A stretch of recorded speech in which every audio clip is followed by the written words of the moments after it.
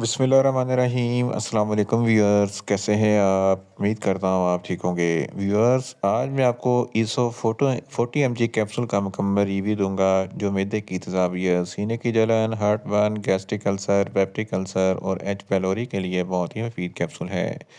ईसो capsule को किन condition में इस्तेमाल किया जाता है, इसके फ़ायदे और नुकसानात क्या हैं, इसके कॉन्ट्राइंडिकेशन क्या हैं, ये सब कुछ मैं आपको वीडियो में बताऊंगा। व्यूअर्स, सबसे पहले मेरी आपसे रिक्वेस्ट है, मेरा चैनल मेडिकोज इन्फो सब्सक्राइब करें। व्यूअर्स, बात करते हैं ईसो कैप्सूल की पैकेजिंग की। इसके एक पैक में 14 कैप्सूल होते हैं और एक कैप्सूल की कीमत 40 रुपये है। ये किसी भी मेडिकल स्टोर और फार्मेसी स्टोर से आसानी से मिल जाती है। व्यूअर्स, अब बात करते हैं ईसो कैप्सूल की फार्मूलेशन की। इसकी फार्मूलेशन में इसोमेप्राजोल 40 mg होता है और ये 20 mg की स्ट्रेंथ में भी दस्तयाब होता है, जो मैदे की तेज़ाबियत को कम करता है। बात करते हैं ईसो कैप्सूल का सही तरीका इस्तेमाल और खुराक की। तो ईसो कैप्सूल दिन में एक कैप्सूल 2 मरतबा इस्तेमाल कर सकते हैं, यानी कि एक कैप्सूल सुबह, एक कैप्सूल शाम इस्तेमाल कर सकते हैं। कैप्सूल को खाना खाने से पहले इस्तेमाल करें तो आपको इफेक्टिव रिजल्ट मिलेंगे, या आप अपनी कंडीशन या डॉक्टर की हिदायत के मुताबिक भी इस्तेमाल कर सकते हैं। व्यूअर्स, अब बात करते हैं इसो कैप्सूल को किन कंडीशन में इस्तेमाल किया जाता है और इसके फ़ायदे क्या हैं। इसो कैप्सूल में इसोमेप्राजोल होता है जो मैदे की तेज़ाबियत को कम करता है। अगर आपके मैदे में बहुत ज़्यादा एसिडिटी है तो इस कंडीशन में इसो कैप्सूल बहुत ही मुफीद है। सीने पर जलन होती है या हार्ट बर्न होता है तो इस कंडीशन में भी इसो कैप्सूल बहुत ही मुफीद है।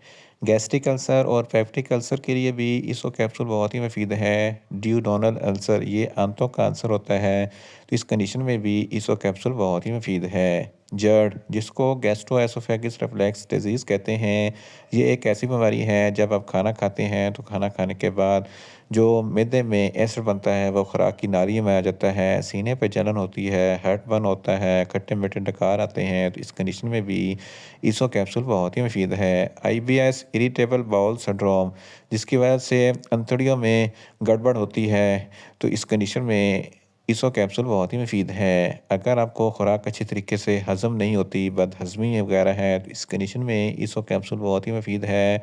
भूख कम लगती है तो भूख को बढ़ाने के लिए ईसो कैप्सूल बहुत ही मुफीद है। एच पैलोरी एक बैक्टीरिया है जिसकी वजह से मैदे में इन्फेक्शन हो जाता है, जलन और तकलीफ होती है तो इस कंडीशन में ईसो कैप्सूल बहुत ही मुफीद है। इसके अलावा अगर आपके मैदे में बहुत ज़्यादा दर्द होता है तो इस कंडीशन में भी ईसो कैप्सूल बहुत ही मुफीद है। इसके अलावा अगर आप बहुत ज़्यादा स्पाइसी फ़ूड खाते हैं तो स्पाइसी फ़ूड खाने के फ़ौरन बाद ईसो कैप्सूल का इस्तेमाल ज़रूर करें ताकि मैदे में ज़्यादा तेज़ाबियत पैदा ना हो। इन शॉर्ट, ईसो कैप्सूल मैदे की तेज़ाबियत, सीने की जलन, heart burn, gastric ulcer, peptic ulcer और एच पैलोरी के लिए बहुत ही मुफीद कैप्सूल है। व्यूअर्स, अब बात करते हैं ईसो कैप्सूल के नुकसानात की। तो ईसो कैप्सूल के कोई नुकसानात नहीं हैं, ये सेफ़ टू यूज़ है, मगर ओवरडोज़ लेने से कुछ मामूली से नुकसानात हो सकते हैं। नीज़िया हो सकता है, वोमिटिंग हो सकती है, डायरिया हो सकता है, मुँह खुश्क हो सकता है, चक्कर आ सकते हैं और ज़्यादा प्यास लग सकती है।